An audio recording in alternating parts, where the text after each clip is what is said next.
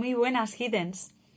Hoy vamos a conocer un poquito lo que es la famosa mansión Diodati. La villa Diodati fue una villa, una mansión, construida en el siglo XVIII en Suiza, muy cerca de un lago. Se hizo muy famosa por aglutinar en ella reuniones de personalidades muy importantes de la época, entre las cuales había artistas de diferentes tipos, escritores, poetas, pensadores y filósofos. Fue en el verano de 1816 cuando esta gran mansión vio llegar a personajes de la talla de Lord Byron, John Polidori y Mary y Percy Shelley. No era la primera vez, como comentaba antes, que en esta mansión se daban este tipo de reuniones, pero estoy segura que, después de escucharme, pensaréis que sí fue la más especial. Lord Byron llegó en mayo de ese mismo año al lago de Ginebra, huyendo de ciertos problemas que lo estaban atormentando en Reino Unido. Pero no llegó solo. Lo hizo acompañado de su médico, que era nada más ni nada menos que el doctor y escritor Polidori. La casualidad, o no, quiso que Byron se encontrara allí con el poeta Shelley y la que sería su mujer, Mary, al igual que la hermana de esta, Claire, que además era amante de Byron. Atención al salseo que había en la villa Diodati, no os penséis. Algo muy curioso de este verano, aparte de la reunión de la que estamos hablando, es que se dio lo que se conoce el año sin verano. En este momento del año se dio la famosa erupción muy violenta del volcán Tambora en Indonesia. ¿Qué quiere decir esto? Pues lo que ocurrió ese verano es que hubo muchísimos desarreglos climatológicos, hubo fenómenos muy inesperados en diferentes partes del mundo. Además, algo muy curioso es que desde el año 1790 hasta más o menos el 1830 se dio lo que se conoce el Sol en el mínimo de Dalton, es decir, el Sol estaba posicionado de una manera en la cual había muy poquita actividad solar, provocando por lo tanto un enfriamiento que se cree que era provocado por los volcanes, por la gran actividad volcánica de la época, y que se conocía como un invierno volcánico. Fijaos entonces la cantidad de factores y de casualidades que se dieron para que estas 5 figuras estuvieran en aquel verano en esta mansión, pero además con unas condiciones muy, muy concretas.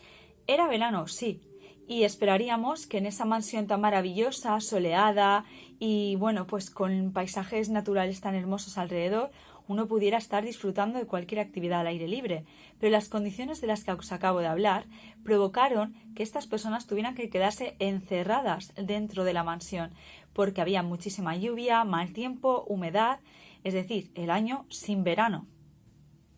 Como estas personalidades tuvieron que quedarse, como decíamos, encerradas en la casa, Lord Byron tuvo una maravillosa idea. Oye, ¿y por qué no hacemos una competición de relatos? ¿Por qué no tratamos de asustarnos los unos a los otros mediante relatos escritos? Y ahí que se pusieron. Sabemos esta información porque en el famoso libro Frankenstein, Mary Shelley lo cuenta al inicio, en el prólogo.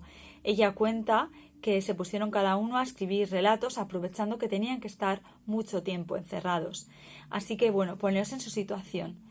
Mucha lluvia, una gran mansión oscura, con velas y con otras personalidades bastante atormentadas o extravagantes viviendo en la misma mansión que tú e intentando también asustarte con relatos. Pues bueno, lo importante y lo más especial de esta reunión es que dio lugar a 2 grandes y 2 famosas novelas. ¿Os imagináis cuáles? Bueno, uno ya os lo he dicho, fue Frankenstein. Mientras Mary Shelley estaba encerrada escribiendo sobre un científico loco, en otra habitación nos encontramos a Polidori, el doctor y escritor Polidori, escribiendo sobre un vampiro. Y sí, la historia se llamó tal cual, El vampiro.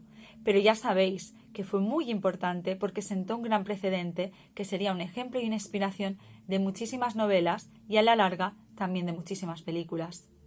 Así que nos encontramos en un punto clave, un punto de inflexión en la historia de la literatura. 2 grandísimas novelas del género de terror nacieron a la vez y en el mismo lugar. Para contaros un poquito más sobre la mansión, se sabe que con la muerte de Byron, esta mansión fue visitada por fans de la literatura del romanticismo. También sabemos que cambió de manos en varias ocasiones, la compraron diferentes personas famosas y vivieron en ella y era visitada. Y las últimas informaciones, al menos que yo he conseguido encontrar, fueron del 2001, cuando The New York Times comentó que había sido dividida en apartamentos lujosos. No lo he comprobado mucho, la verdad, porque me interesaba más contaros lo importante que fue en los inicios del siglo XIX que lo que es ahora. Si es así, sería una pena, porque bueno, podría ser perfectamente un precioso museo que visitar, teniendo en cuenta las grandes novelas que se fraguaron en ella y lo temático de una mansión oscura, fría y bueno, y grandes personalidades escribiendo relatos de terror allí. A mí no se me ocurre por qué no rentabilizar eso. Y bueno, pues hasta aquí el vídeo de hoy. Espero que os haya gustado y que si no conocéis esta villa, pues que os haya parecido súper interesante, os haya animado a leer Frankenstein y el vampiro, si no lo habéis hecho ya. Y nos vemos en el próximo vídeo. ¡Hasta luego!